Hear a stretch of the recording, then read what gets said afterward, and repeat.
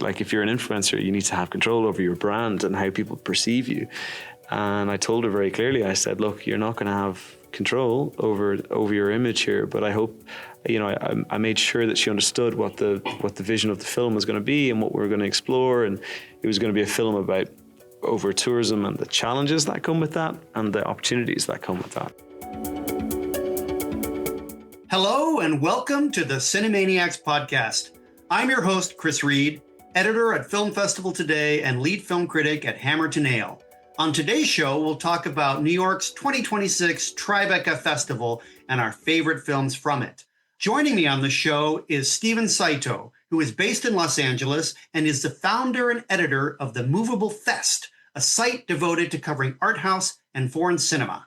It's great to have you here, Stephen. Thanks for joining me. It's great to be here. I'm so excited to do this. And where are you joining us from in Los Angeles? I am in Burbank. We're going to be talking about independent films, but I'm right in between Warner Brothers and Disney out here. That is so cool. So what were your three faves from Tribeca? And I know you didn't go in person, but it's pretty cool that you were able to cover from afar. So what were your three faves?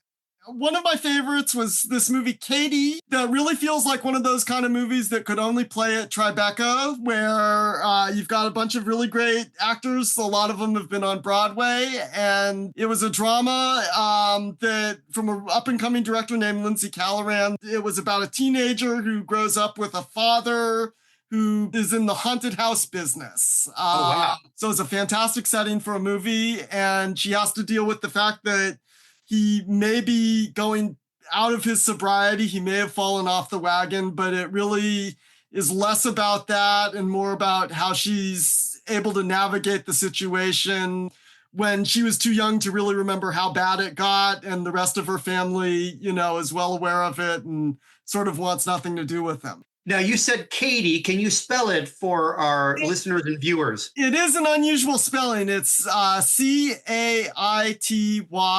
Audiences may be familiar with the father in it. He's played by Morgan Spector, who's in The Gilded Age.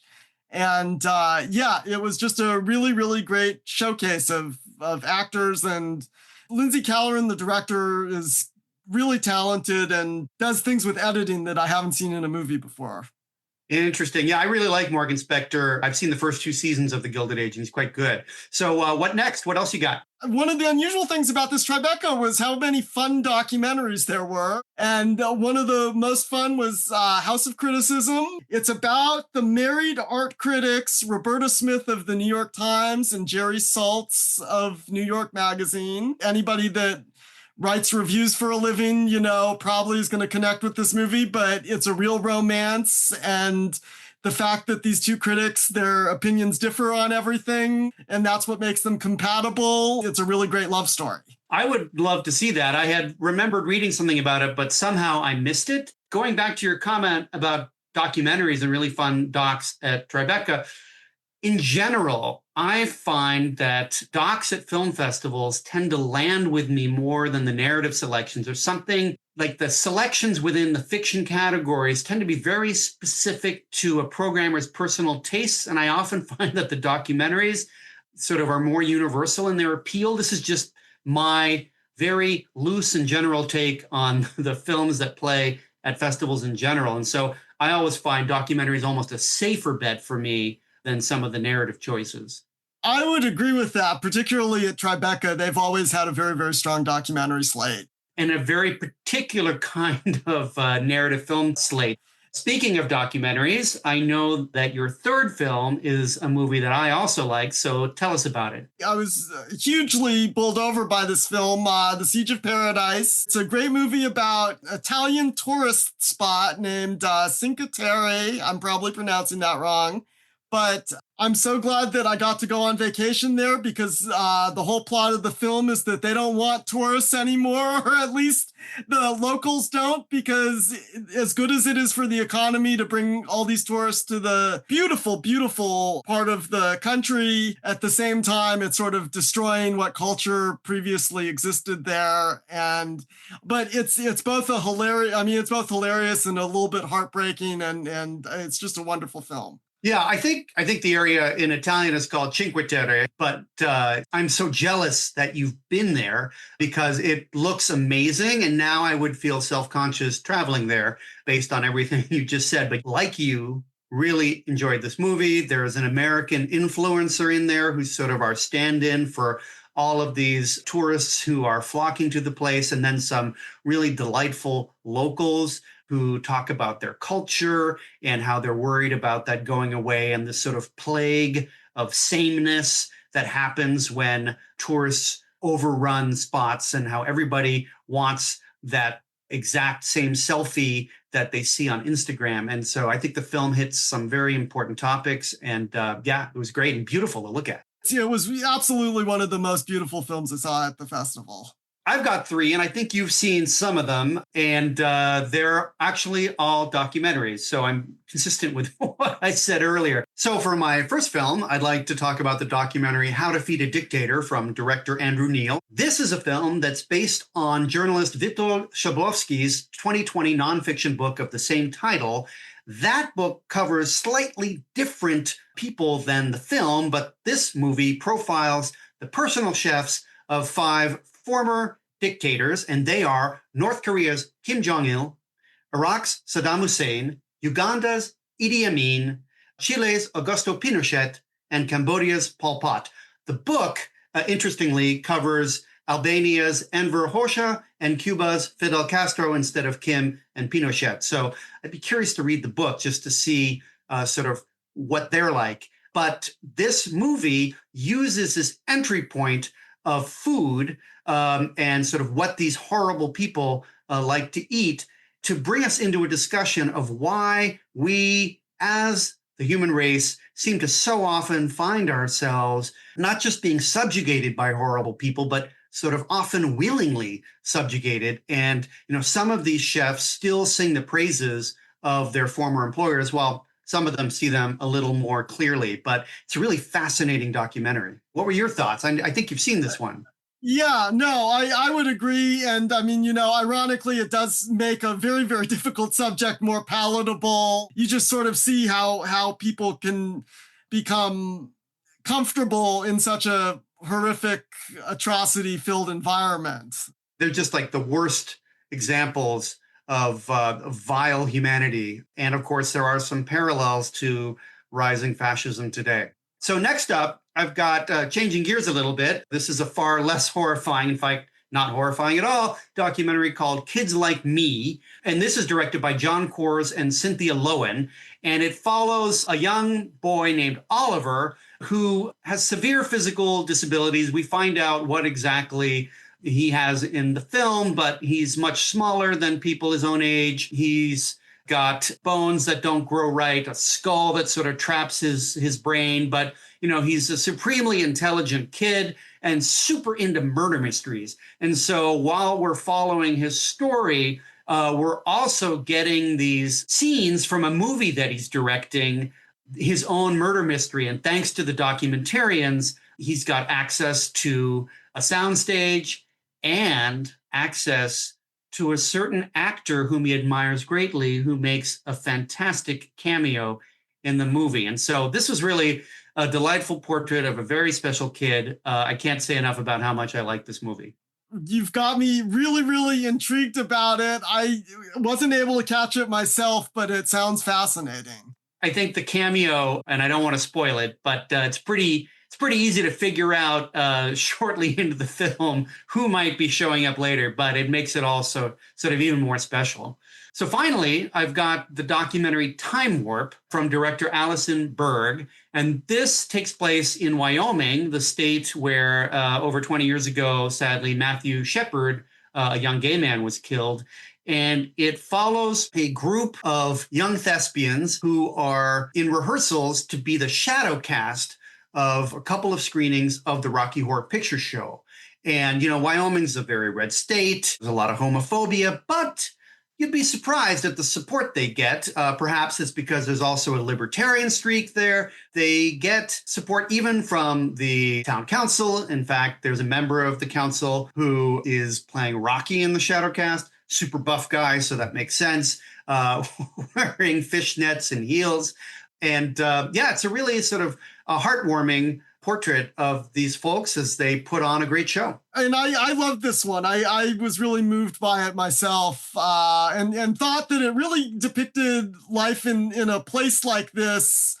It was able to show it in a way that you understood where the connections were, that, coalitions could be built. Yeah, absolutely. And I think that's important in our day and age, not to, if you believe one set of things, to not write off people on the other side and to sort of try to reach a common ground. It's possible. At least this film makes me believe that that is the case. I do want to chat about what your thoughts are from the festival of films that might do well outside it. But before then, I just want to quickly mention the opening night film, since I was on the ground in person. And although I have some issues with the documentary, it's got a very long title, and that sort of speaks to some of my problems with the film, in that it's very long. It's a documentary by Questlove called Earth, Wind and Fire, To Be Celestial versus That's the Weight of the World. And this was the opening night film. But even though I thought that Questlove could edit it down by about 30 minutes, it was really great to be there because the surviving members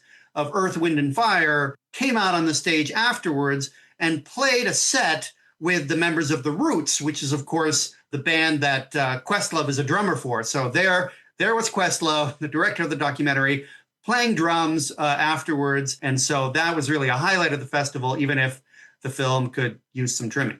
The nice thing about recommending this one is it's on HBO now. That's the way I saw it. And boy, I would have loved to have been there in the crowd for that. Any films that you heard about or saw that you think really have a shot for, either awards contention or just like reaching a wide swath of people? I saw one called The Last Day that was really good. I was not high on it going in because it had probably the highest profile of any movie going into Tribeca, with Alicia Vikander and Victoria Pedretti. It's the directorial debut of a visual artist named Rachel Rose. It had the scent of perhaps being not accepted at other festivals, and perhaps that may be true, but it was a really, really strong movie. Victoria Pedretti specifically in this is really remarkable. It's a really clever takeoff on Mrs. Dalloway, following two mothers that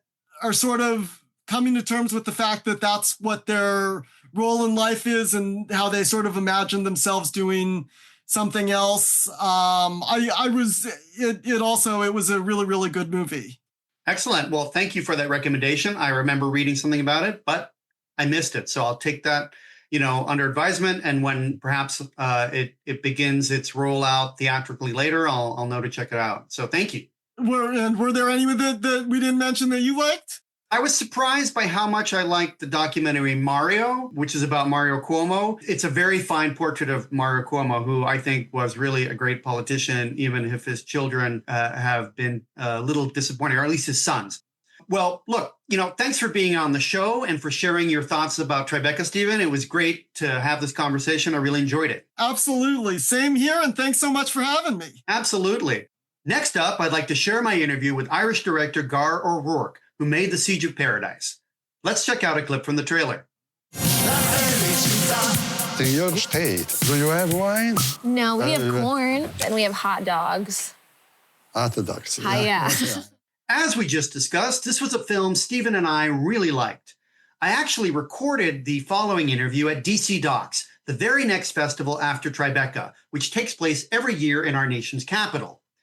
In the documentary, O'Rourke examines the toll that rapidly rising rates of tourism take on Italy's beautiful Cinque Terre region. Comprised of 5 separate villages along the northern Mediterranean coast, south of Genoa, the area is famed as much for its culture as its landscapes. Both are, as the title suggests, under siege from the large number of summer visitors who severely strain the community's infrastructure. Gar O'Rourke, director of The Siege of Paradise. Thank you for chatting with me here at DC Docs, although I saw your film at Tribeca 2026, and thanks for joining me on the Cinemaniacs podcast. Thank you very much. Very nice to be here. So how did you first come across Cinque Terre? Yeah, how did an Irishman find his way onto the northern Italian Riviera? Well, my closest connection to Cinque Terre was that I used to date a girl who was from that area. a few years ago now. She's an ex-girlfriend, but she was my entry drug into Cinque Terre, and so that's where I learned about the situation there. That's where I heard about what was happening. I didn't really have any prior knowledge of Cinque Terre other than the iconic coastal images of the houses that we all know very well. So she was the person that kind of brought me into that world initially. Why do you think there's been such an exponential rise in tourism? Does it track globally, or is it specific to this area, that sort of huge increase? With regards to Cinque Terre, it began, think about all the different shifts in media that we've had over the years, right? So at the beginning, we would have had your guidebooks or one of the big first fulcrum, or the big kind of points that got everything moving was, there was an article in the New York Times by Rick Steves where he had discovered Cinque Terre, and that really kind of brought Cinque Terre into the consciousness in North America for sure, but also in Europe as well.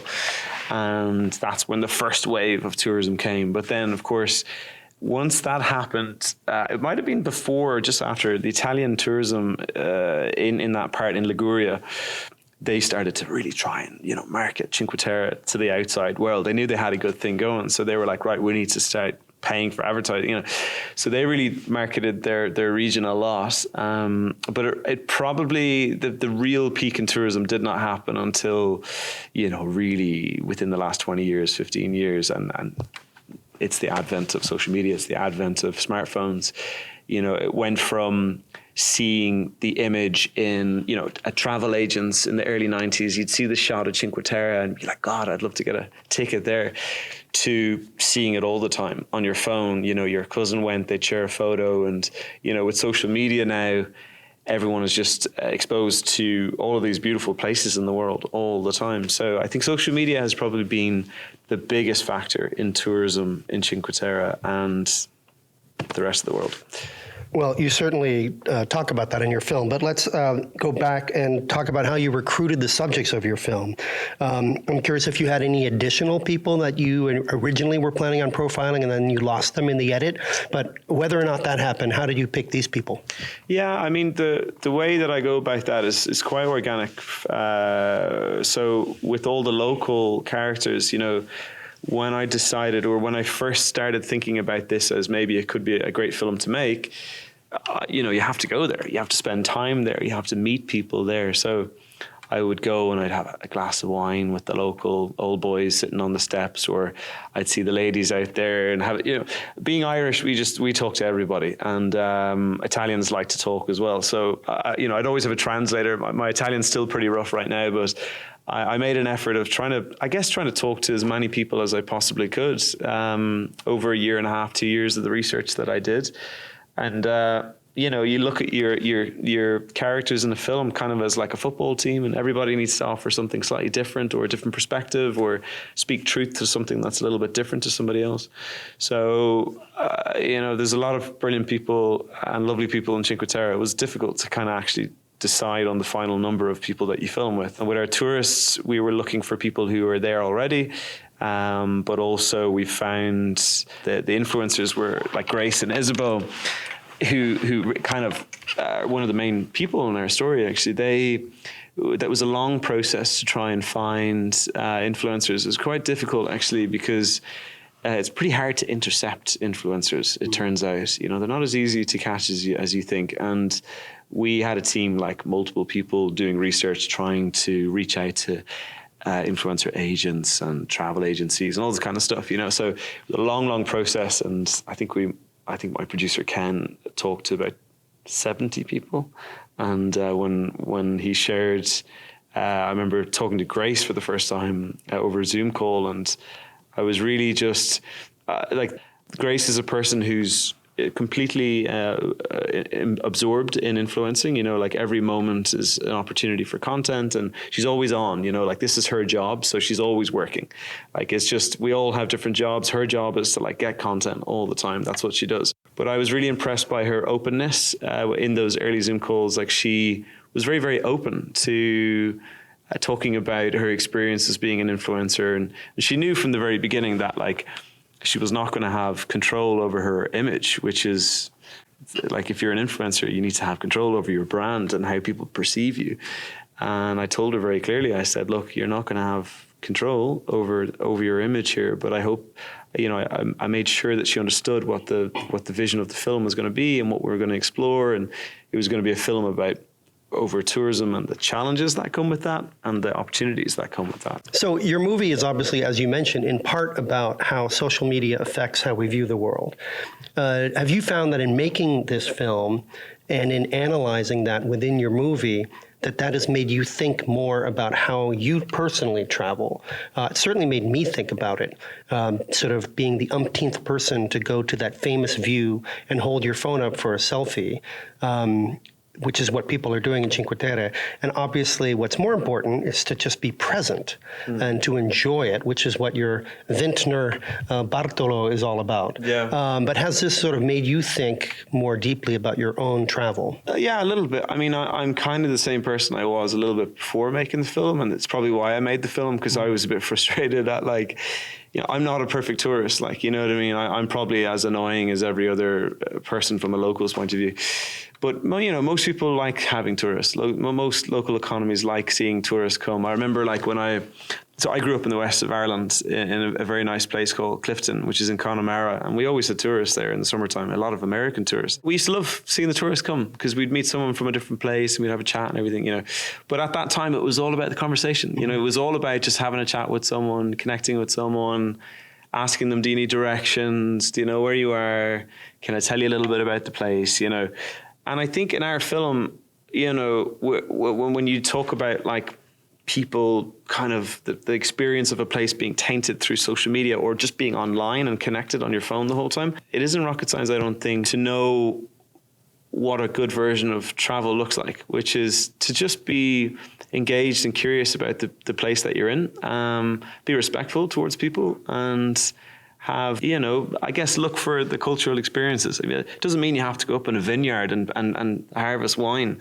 I just think that's the main reason why I made the film. It's because I think phones have made the world so accessible, so known. You feel like you know everything about where you are already. You're on Google Maps. You don't need to ask for directions. You know where everything is. You're in your own little lane the whole time. You're just if you want, you don't need to have any engagement with a local person. And I hope in some small way this film just reminds you that travel should be about those little conversations that you have with people, taking the phone, putting the phone down just for a minute maybe, being in a place, being present. Don't get me wrong, when the sun sets there, I'm the first guy taking the photo and trying to make it look amazing. But at the same time, just remembering to try and be a little bit present, And I'm not here to lecture people, by the way. I'm not a perfect tourist, but I just think that with social media, people care a lot about the presentation of the holiday, right? More sometimes than the experience of the holiday. They care about documenting the fact that they've been someplace, and I've been guilty of this rather than actually being in that place. Well, your cinematographer is a man by the name of Lucas Gut, right? And I think his work is really amazing. What kind of instructions or guides did you give him for shooting this? And if I may ask also, what did you shoot on? What was your camera of choice?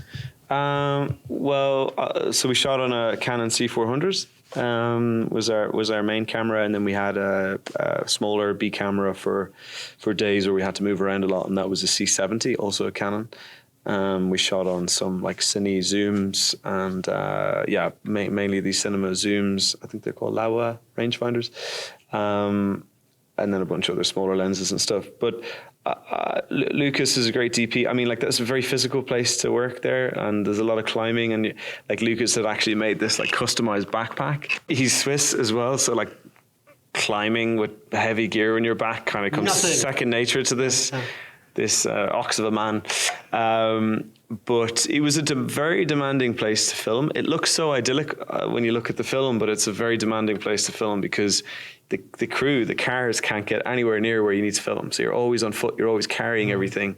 You're going up these vineyards, you're going up hills and steps all day long, and it can get up to 35, 36, 37 degrees there. There's a few days that were 38.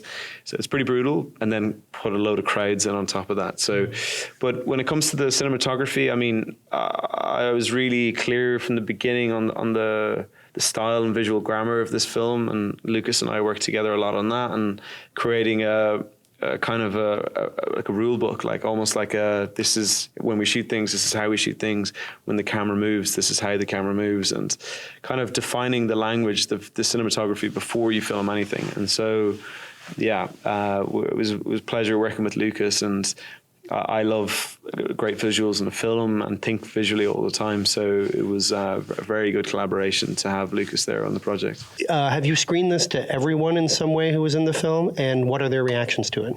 Yeah, we've screened it to everyone, and the reaction's been really positive. Actually, it's been very nice. Maybe the most beautiful reaction was from Bartolo. I love that man. Yeah, he's a really great human being, and he had sent just a really beautiful email. I won't tell you everything he said in the email, but it was a very emotional and very touching email, and I think it meant a lot to him. So that was very, very nice to see that. And Grace and Isabel loved the film, and for them it's really nice. I think it's probably a bit worrying for them. Someone else has control over your message, your brand, and your image and stuff. But I'm really glad that they enjoy the film from the very beginning. Like, she's actually been posting it on her Instagram, promoting it. It's great to have an influencer promoting your film. And then, yes, the other locals who've seen it, they really love it. So it's great. I'm really looking forward now to the people who are from Cinque Terre being able to see it on a big screen, because that's what it's all about. They'll probably be very nervous seeing it in front of an audience, as everybody is. I'm always so nervous when a film plays, but it's been very positive. Well, I think you definitely showcase how beautiful the place is, so hopefully they'll like it. And you present a range of views about the tourism industry, so that's great. I want to thank you so much for talking to me and for joining me on the Cinemaniacs podcast. Thank you very much. Great to be here. The Siege of Paradise is definitely a very special and beautiful documentary. You can read the full transcript of the interview at Hammer to Nail. If you're curious about any of the films discussed on today's show, be sure to look for them in theaters or via streamers. You can check out my film reviews at Film Festival Today or Hammer to Nail. For the Cinemaniacs podcast, I'm your host, Chris Reed.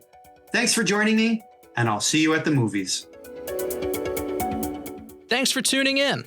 If you enjoyed what you just heard, we have a whole universe of podcasts waiting for you. Simply search Dragon Podcasts wherever you get your podcasts. You can also explore our full lineup and discover new shows at podbean.com/dragonpodcasts. That's podbean.com/dragonpodcasts.